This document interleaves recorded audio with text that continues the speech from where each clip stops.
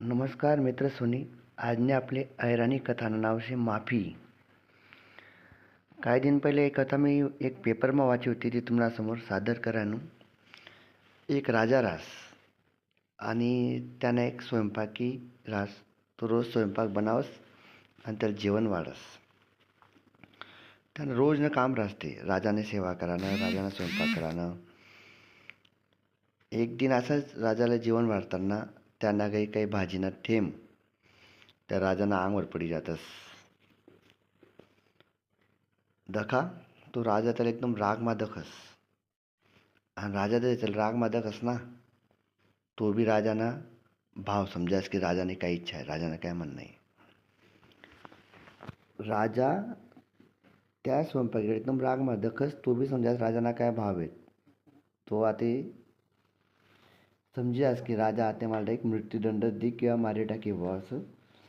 तो काय करस माहिती का, अजून थोडीशी भाजी राजानं अंगवर टाकी देस. राजानं डोकं चालस नाही की याला काय वय झाले. 2-4 ठेम होतात, आता त्या डाईपाटी भाजीच टाकते याने मला डायरेक्ट. ते करा ते काय करा ना. राजा हा होता ना राग मादकस आणि त्याला विचारस, का रे भाऊ, आई थोडीशी भाजी टाकली होती, तुला मन नाही भरणार का, अजून वरती भाजी टाकी दिली. त्याने सांगा, महाराज मला तुमची चिंता आहे. राजा म्हणे, कस काय.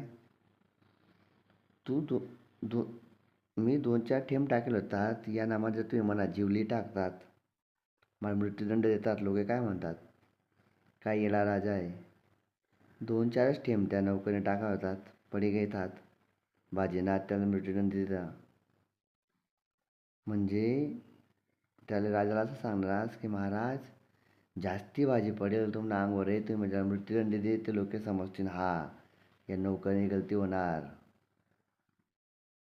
मग त्या राजाना डोकामा प्रकाश पडस की अरे बापरे, अहो नोकर वैष्णी मला माफ करी आहे ना, मग मी राजा वैष्ण्याला माफ का करू शकत नाही. जाऊ दे, होतो नाही गलती वय गेवी, छोटी मोठी गलती वय राहस.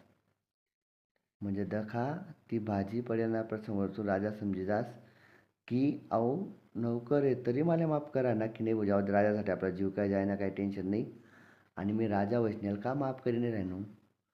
मित्र सोनी, माफी आऊ शब्द खूप महत्त्वाना आहे. आपण जे एखाद्याला माफ करा ना, गणकच प्रॉब्लेम सॉल्व हो जातस. आणि मनमा राग ठेवाना, तो राग वर्ष चालू राहस. तर त्या राजाप्रमाणे आपण बी हुशार व्हावं आणि माफ करानं.